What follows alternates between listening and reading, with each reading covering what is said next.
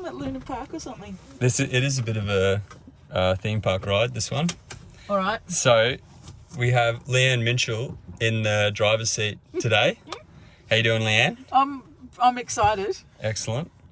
I'm just going to give you a quick intro. Yep. So Leanne is runs the Fern Tavern. Publican. She's a publican. Yeah. Runs the Fern Tavern on Kunani. Yeah, on the side of Kunani. Mount Kunani. Wellington. Yep. But you've also done a lot of other things in your career. You've been involved in a bit of activism and... I've done a lot of work around public policy, and I've done a lot of work on climate and energy, and also transitions away from fossil fuels from an economic perspective as well as a social perspective. Yep. And that sounds dry, but I've had lots of fun doing it as well. Excellent. Yeah. Well, hopefully we can have a chat about all those things today. Yep. But for now, we'll get you set up. All right. And then we'll take this thing for a spin. Great.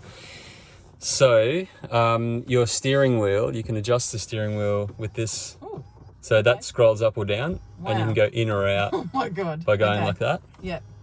All right. Yep. No, I think it was good where it was before. No. Okay. Yeah. That's good. Yep. Mirrors, so same button, yep. Left mirror, scroll up or down, left or right. Okay. And then same button and then right one, yeah. Can it come down? Sorry, I think it's just flipped to the so to go down, just scroll down. Oh, okay, got it. Yeah, that's it. Awesome. Yeah. Cool. And then this is manual. Yeah, I've done that. You're good with that one? Yeah. Cool. So I'll just show you a few things here. This is the air conditioning strip along here. Yeah. And what's the dog for?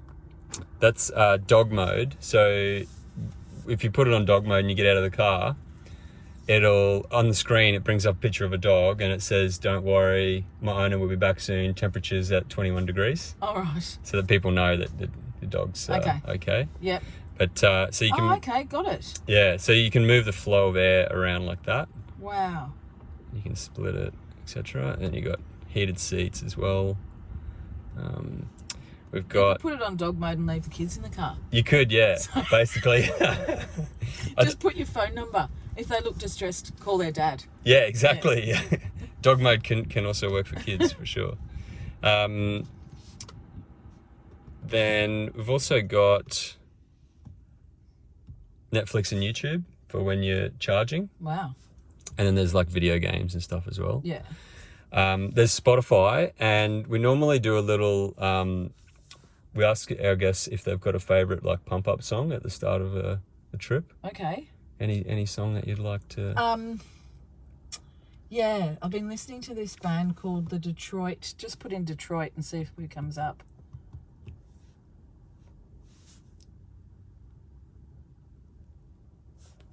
The Detroit? Oh, I should turn that off. Can I answer it quickly because it's Mark's? Yeah. Yeah. Hey. Did you call me? Dial me? No. Okay.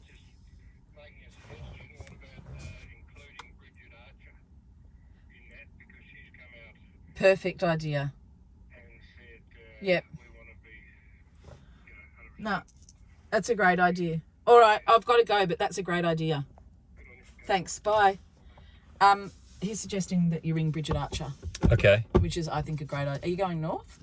I will be, yeah, at some point. Yeah, so you can try that one. It's warm in here. I'll just turn that up. Is that it? Yeah. Stereo's pretty awesome.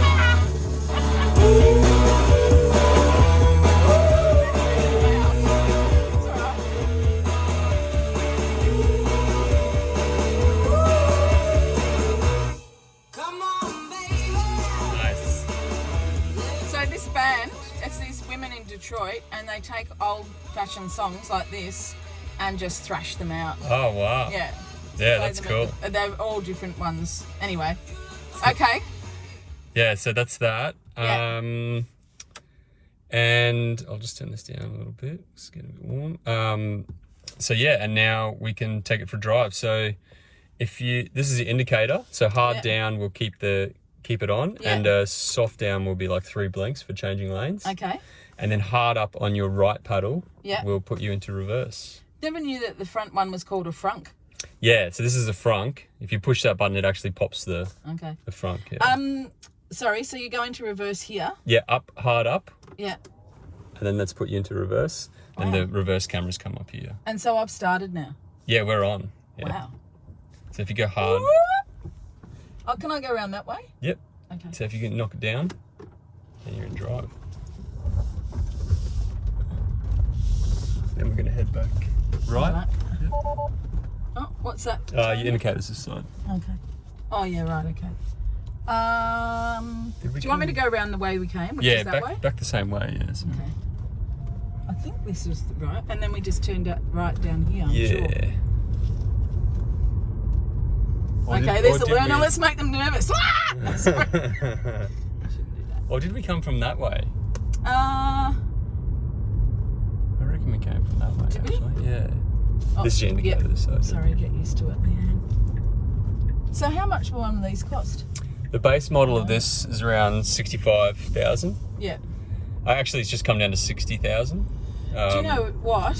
Why doesn't the federal government have this as a... So recently, because we've got our pub and we finally made some money last year, and Dave and I, neither Dave or I had a car that could go out of the Great Hobart area. Yeah. So we had to we needed a new car. Yeah. And our accountant said, buy one through the business and, it'll be a tax deduction, an instant asset write-off. So we started looking at electric cars, and to buy one of these, you have to do things like have your logbook, have certain things written on the side of the car that actually make it quite difficult. It might not sound difficult, but when you've got 1,000 other things to do in a small business. Yeah.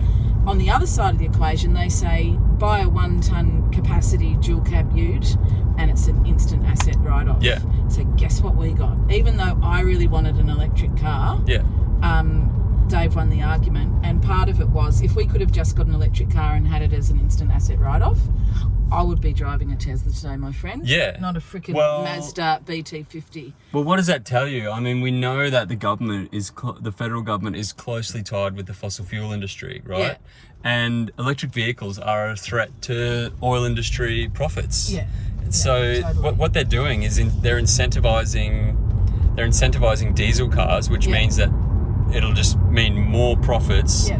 for the oil industry. Yeah. And they're actually actively suppressing electric vehicles in this country. They're making it really hard. And then they say, but small business and businesses love their utes. Well, I can tell you, I would much rather be driving a Tesla than driving what we ended up buying. It killed me to buy it. Yeah. But like I said, we needed a car. Neither of us had a car that actually could get us anywhere. And that was the one that, the government, the accountant, everybody's telling us to buy. Yeah. But it cost the same as what it would have cost us to buy this. Yeah, it's absolute madness. Yeah. And we haven't even talked about the pollution yet. Well, that's the other thing. In Tasmania, we've got 98%, basically we're 100% renewable energy. We could be if we wanted to. Yeah. So our emissions, 24% of Tasmanians' emissions come from the transport sector. Mm-hmm. So if we want to make a big contribution to changing to electric vehicles in Tasmania, is a no-brainer for Absolutely. our emissions profile. It's also a no-brainer because of our geography. We've got small distances. I mean, you'd know better than I that lots of people get worried about, they get, Range anxiety. Range anxiety, yeah. But we've got small distances and we've basically got 2 main highways.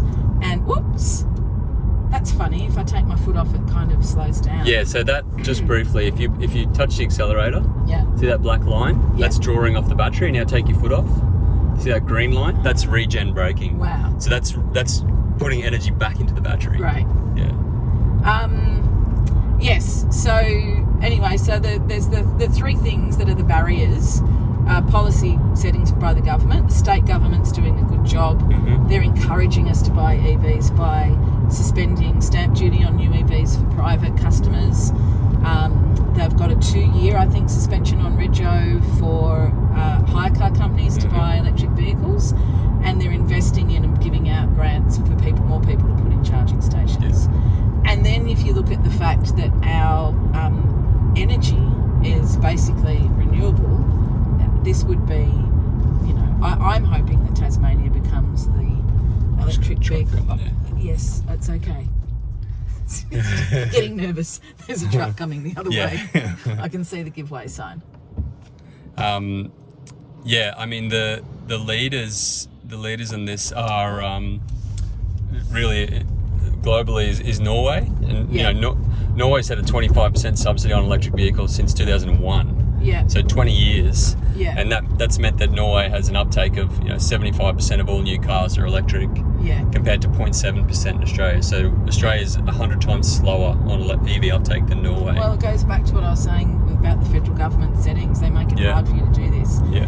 And there's just been a... Sorry, I was just going to say, I reckon if you just pull up here... Yeah. Just stay on the road. Stay on the road. If there's no one, just stop here. I'll pull up. Yeah, there's someone road. behind me, though. Oh, is there? Okay. Yeah. So I'm just going to let them go. There's a few cars behind me. Oh, yeah. Oh, there's that back up there on the bridge. Rightio. Yeah. So I'll go back on the road now. Yeah, and I reckon you can do a little 0 to 80 here. Okay. If you want. All right. That was only to 70. That's only to 70, yeah. And you didn't even come to a stop. No, I don't care.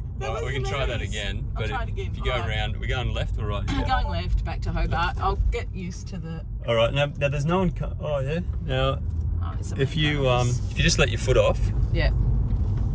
And now hit it to 80. Go hard. All the way. Woo! God, it's too far. Oh my God, that was 91. That was bad because we were over the limit. But oh wow. Only for a split second. Only for a split second. Oh Jesus Christ. How did that feel? That is hilarious. Yeah. It feels like I'm on a ride at Luna Park. You felt in control though, yeah? Look, I feel in control. I do. I'm a slow driver. I'm not a rev head. I'm the person in the car always saying, "You can just take it down." Oh right, okay. You're the opposite of me then. Yeah. Here's saying that's no good. They're not turning, are they? No. Sorry, there's just an ambulance coming. Look, it didn't feel. I'm not used to driving fast. It felt strange because it was almost. It did feel like I was on a ride. Yeah.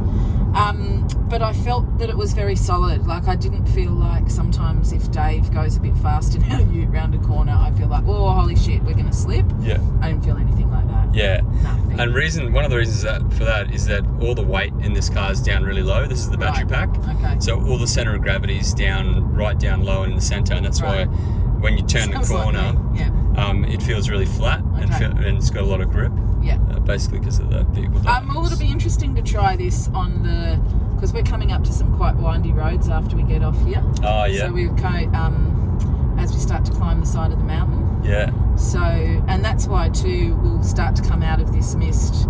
So this mist is really picturesque and beautiful. It's like I feel sometimes when I'm coming through the Huon Valley like I'm on an episode from Midsummer Murders or something like that. I don't know if I've actually ever watched it, but you know what I mean. It's very English looking. It's very pretty. Yeah, it's gorgeous. And then as you climb out of the fog and the mist, the sun breaks and you get the amazing views down the Don de Castro Channel. Yeah. And I often think about this place too. Before we invaded it, it would have been amazing for the traditional owners sitting up on the side of that mountain watching people come down the Don de Castro or whatever the hell they called it, because it wasn't that then, channel. But it's a beautiful place. It is, yeah. Yeah, it's really magnificent. Yes, it does feel safe. It feels really safe. Yeah, it's the safest car in the world, this one. Right. So it's mentioned earlier, 10 times, this is indicated this side. Yes. Yeah. You're 10 times less likely everybody does that. You're 10 times less likely to get into an accident in this car because of the autonomous driving. Right. But also it's structurally the safest car in the world as well. Okay. So if you do get into an accident, because of the way you can design an electric car, you've got more options with crumple zones. That? Sorry, did you see that? What was that? Just use the indicator. Oh, nice. You got it. Sorry. That's all right. So yeah, I wanted to talk about some of the things that you've been involved in over the years. Yeah. Can you tell us about the guns campaign? Sure. but I also want to say, just before we get onto that, this feels so. As I just said, I'm a slow driver. I'm a really safe driver.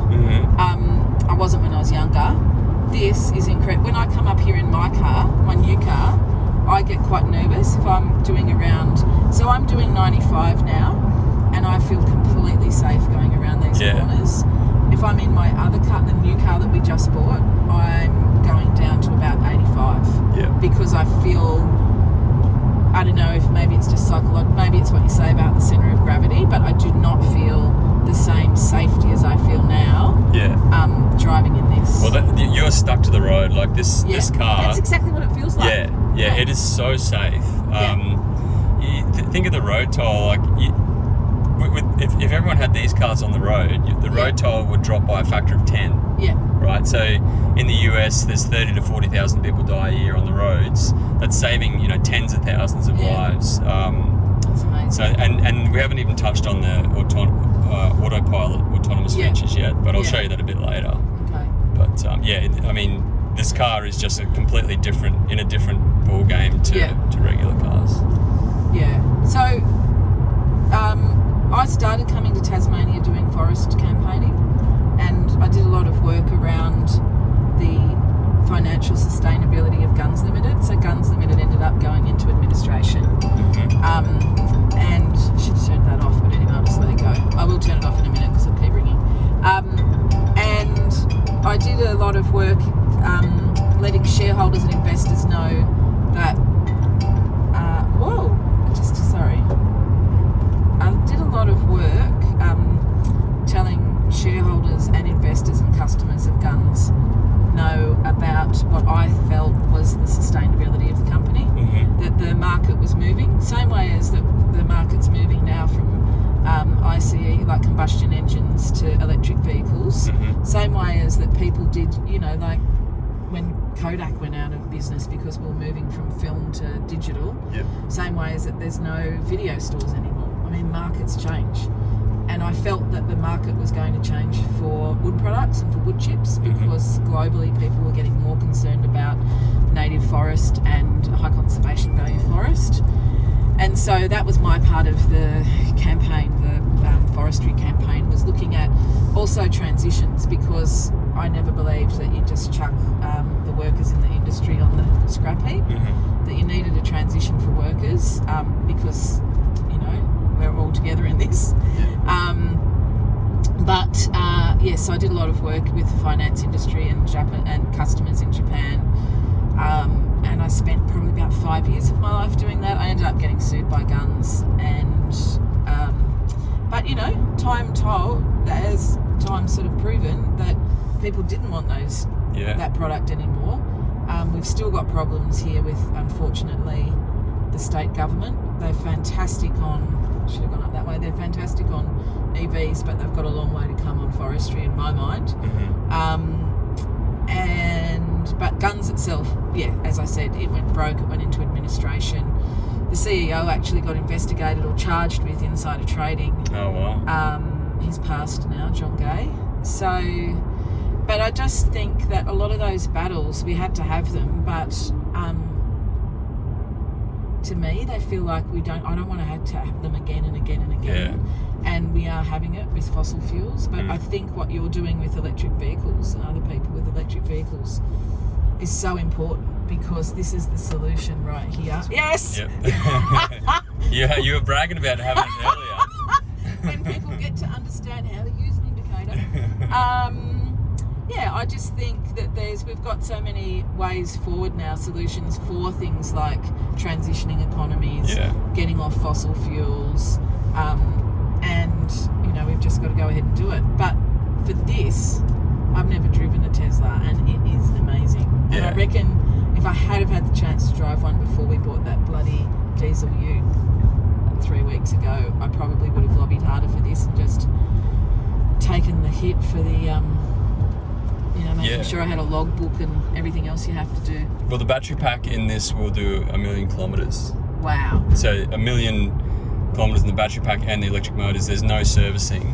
Yeah. And you know, you can fully charge it. If you're getting like 10 cents a kilowatt hour off peak electricity, Yeah. This is a 75 kilowatt hour battery pack, so you can charge it for $7.50, Wow. and that'll get you 460 kilometers for $7.50. That is very economical. Yeah. So, you know, you're getting 4 or 5 cars worth of mileage out of one Yeah. vehicle. Yeah. The new battery packs that Tesla have developed, and they'll go into production in the next 2 years. Yeah. Musk is saying they'll do 1 million miles, so that's 1.6 million kilometers out of the same battery pack. Everything that Tesla's going for, what they're calling non-extractive mining.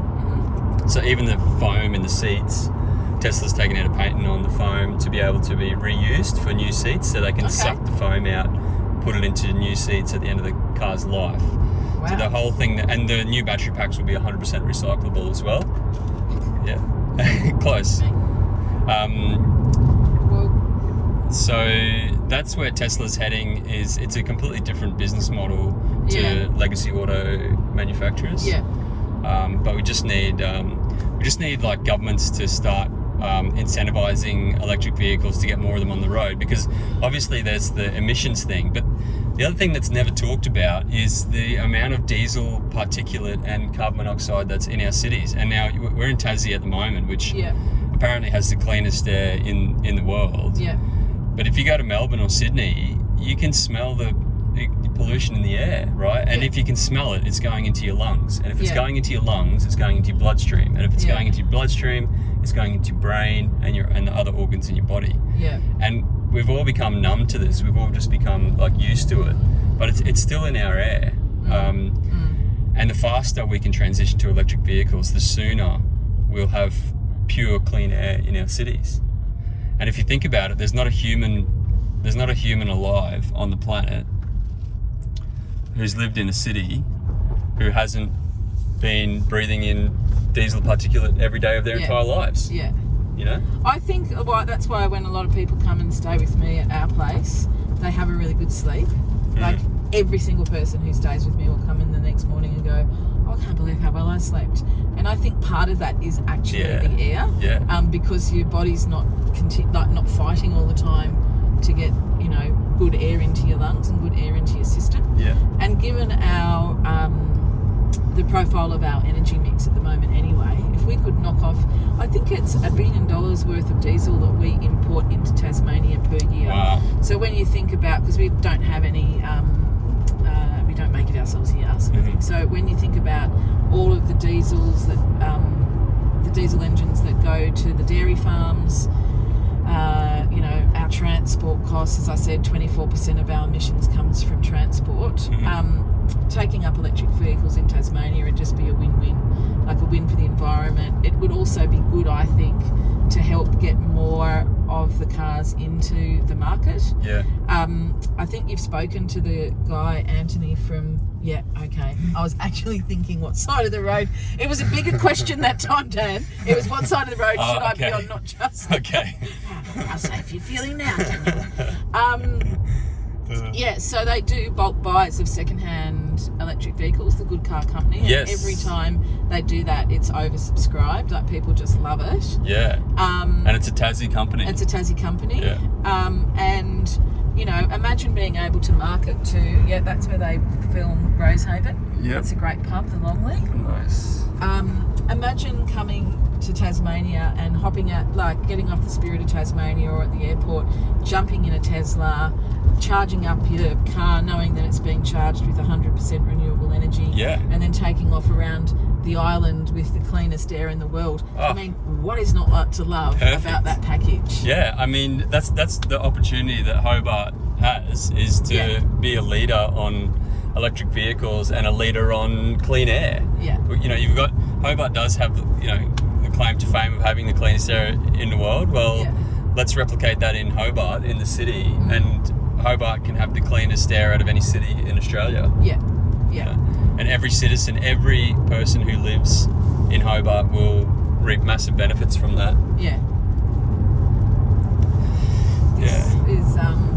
So this is really windy, obviously. We're starting to go up from the Huon Valley, up the side of Kunani, and it's from here on in, it's very, windy, small roads. And again, I feel really safe in this car. Yep.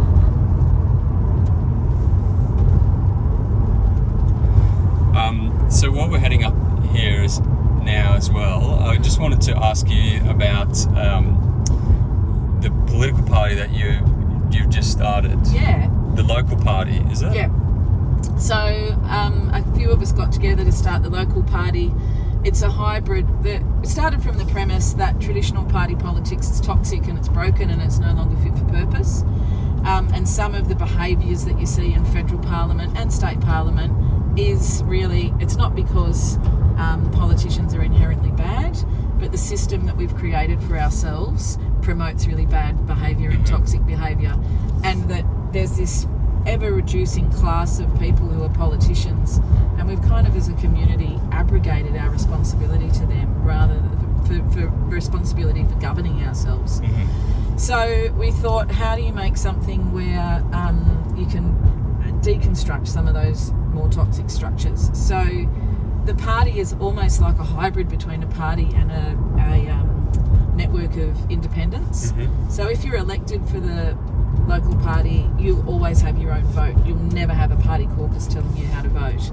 And that's important because if you see, I mean, there's some, politicians in Tasmania.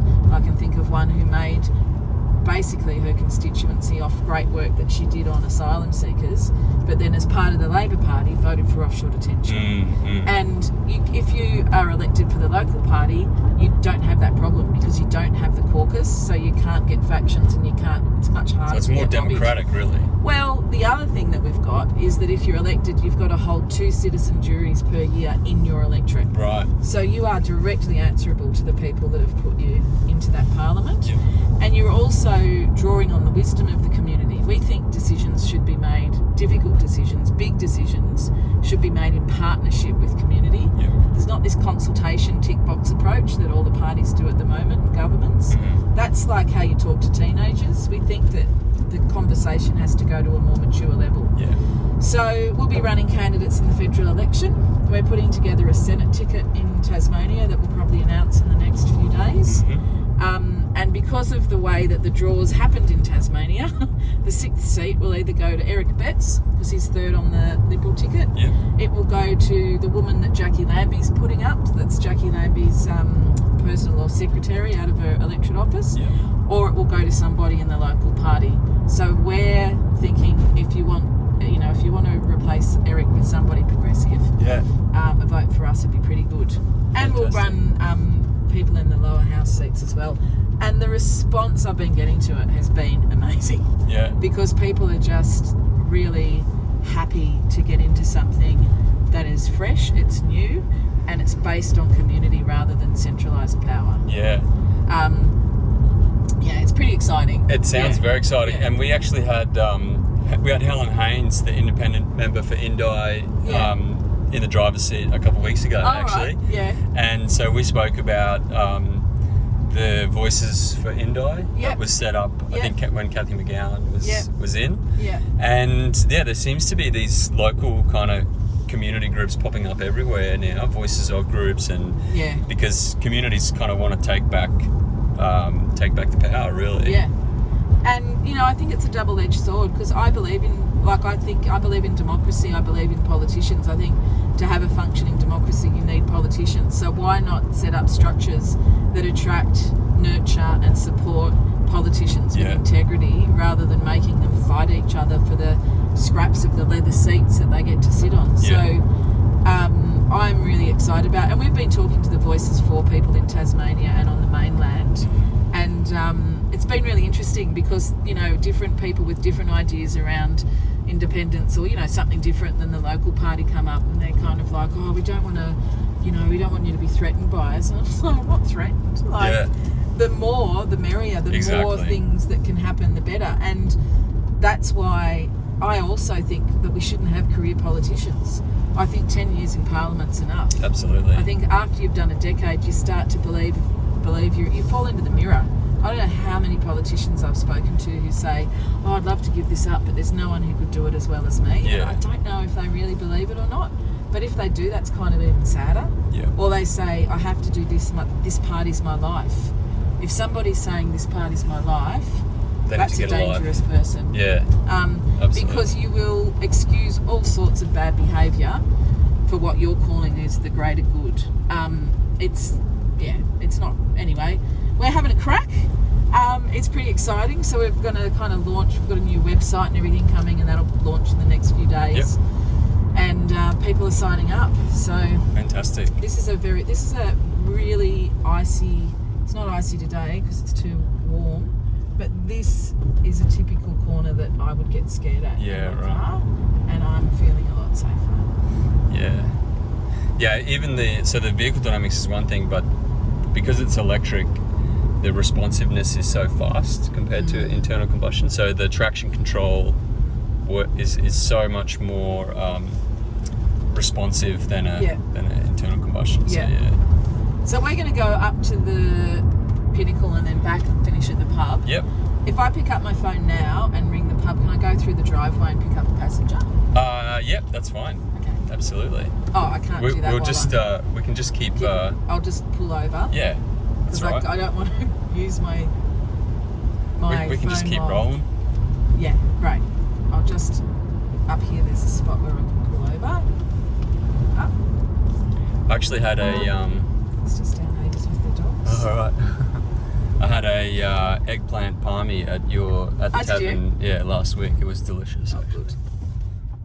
Yeah. So when we took that business over, it was basically dysfunctional. Oh yeah. And we've spent 4 years building it back into a really good business and also a community hub. Yeah. And people we've even made it into the the real estate guides now. Oh wow. When they sell a house, they go just walking distance from the popular Fern Nice. Tavern.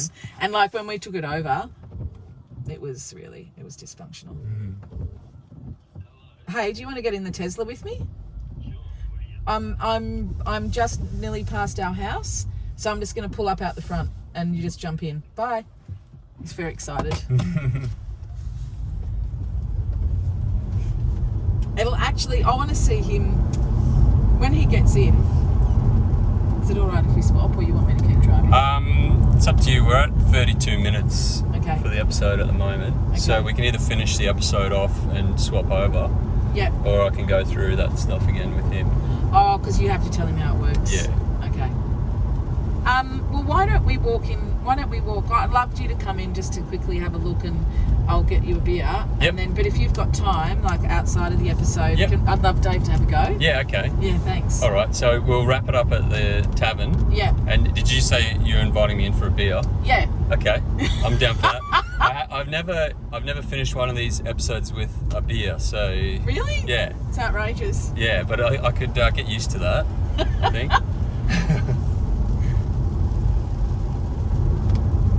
Yeah, so the local party. Yeah. So you're going to kind of launch that in a few days, is it? So we've already launched it statewide. We put in for registration in the state, and then 4 days later the Premier called an early election, so we missed out running for the state. Yeah, we like to say that we were the impetus that made him call the election. And then now we're just getting... So that's gone into the Tasmanian Electoral Commission. Mm-hmm. We're expecting that we'll be registered within the next 10 days or something. It's just a process from this point. Do you reckon ScoMo will call an election quick because he knows that you've... Well, that's why we're getting perhaps. No, we're not up to our 550 signatures for the AEC yet, but we're hoping to get those over the next week or so. Yep. But we actually do have candidates ready to go, so we're just going to announce them. We're going to start getting out there and let that sort of AEC process take its course. But the more people that hear about it, it's easy to get people to sign up, and they're signing up through our website. They just go to the local party. Yep. And you just have to not be a member of another party and be registered to vote in Australia. Yep. It costs nothing. And are you noticing, because you've been involved in politics or activism for a long time now? Yep. Are you noticing now more community engagement? Are things different now to what they used to be? Yeah. Is it growing? It is growing. It's growing a lot. And I think part of it is because of the disillusion with the old party structures, and also old parties being more concerned about fighting. It's like a class, Yeah. you know. And so because of that, there's an appetite for people to really be in. I mean, I've just written our volunteering blurb for our new website, and it starts off by saying, ever wanted to volunteer for somebody and then ended up feeling underutilised and, and not contributing? Yeah. Yeah, me too. So we actually want to get groups of volunteers. This side. Oh, yeah. That have their own... that have their own ideas and creativity, and we'll Yep. help fund it rather Yep. than... Hang on, we're going to come in and have a beer. Okay. All right, we'll just pull up here. Yep. So to put it in park, Yep. there's a button on the end of the paddle. Yep. Yep, that one there. Cool. That's it, done. Wow. And now we can get out. Oh, hang on. Can this window still go up? Yep. Yeah. I'll just grab that. This is kind of super modern, but it's also a little bit 70s retro, I've got to say. Is it? Or a little bit... Well, it's a bit 80s. Well, like how black this is. Like, it makes me think that I could be in a piano bar or something back in the 80s. Or even the Taxi Club at the Surrey Hills. Yeah. It's got something about... I don't know. How old are you? I'm 39. 39. I was going to Yeah. say in your 30s. Yeah. So I'm 56. So I can remember going to clubs with this kind of... Oh, yeah.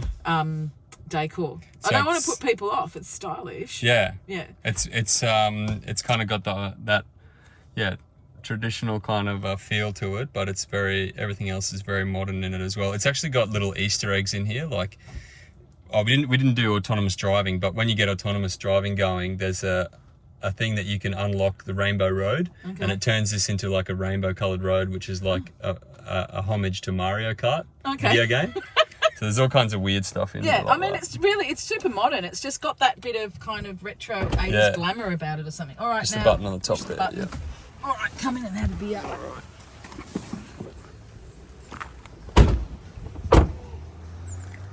It's very sleek, isn't it? Yeah. And we did notice before, or Dave picked up, that it doesn't have an exhaust. Exhaust pipe. No exhaust. Yeah. Oh. All right, well, this is the first for coal miners driving Teslas to finish the episode with a beer. Yeah, have a beer. Oh, hello, Edith. This is Edith, the pup dog. Hey, Edith. G'day, how you going? Hello, Leanne. This is the doorman. Yeah, The this doorman. is How you doing? Hi. Oh, it's so much. You're going to have a turn. It's so much fun. What was that? Where's the guy gone? Oh, here he is. Dan. Oh, Dan's got he does a little thing with Teslas and takes you for a ride and then shows people how exciting it is. Yeah. And they're totally amazing. Have you ever had a go at one? What are those things just for No, it's like a car. It's just an electric It's an vehicle. electric vehicle. Oh, Yeah. It's really super exciting. Edith is very... Have you got dogs? She's very... no, I've got cats. Oh, she can smell them. She's very... Anyway, Dan, let's get you a beer. All right. This is David, my husband. Hey, David. Helen. How you doing? Hey, Helen. What do you want? No, that's right. Maybe just a local. Do you have an IPA or something like that? The shambles. Yep. Yep. How are you, Emily? Sounds good. So just 10 ounces How of was that. it? Yeah, that's fine. It was heaps of fun. When we finish, Dave's going to have a turn. Do you want that? Because we can't sell it. Do you like peanut butter? Oh, well, you don't like it enough. I don't think I'll appreciate it enough. Where's Dave gone? Oh, that's right. We've got other taps out there. That's a yep. pity you couldn't. Yeah, I know that's a bit silly of me. Nice. There we go. All right. Well. I'll have a handle. I'll have a quick handle of the export stout. On the other side. Oh, give me one. Primo. Primo. Yeah. And how long's the pub been here for? Well, Tavern? it was built in the 1800s but burnt down in the 1967 Oh, wow. fires. And this beautiful Besser brick building was created as a temporary structure. And you'll see Okay. taverns like this all over southern Tasmania. Oh, A lot wow. of the pubs got wiped out in the 67 fires. Yeah, and wow. so, but yeah, it's just been here since the 1970s. Mm, 71. And 71. 71. Yeah. There you go. So it's but these bricks here, these are from the original pub. Okay. And this fireplace is what was left Wow, after there you the go. fire. And 200 houses, or more than 200 houses burnt down. A lot. A lot of people lost their lives. Yeah, wow. And but these Hobart Town bricks, and this is all that's left of the original structure. Jeez.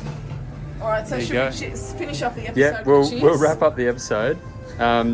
Leanne, thank you for driving the electric vehicle today. Really Thanks, appreciate Dan. it, and was And- great getting to know you. Thank you, and thanks for coming into the tavern. The No Fern Tree worries. Tab. First episode being finished with a beer, so Thank you.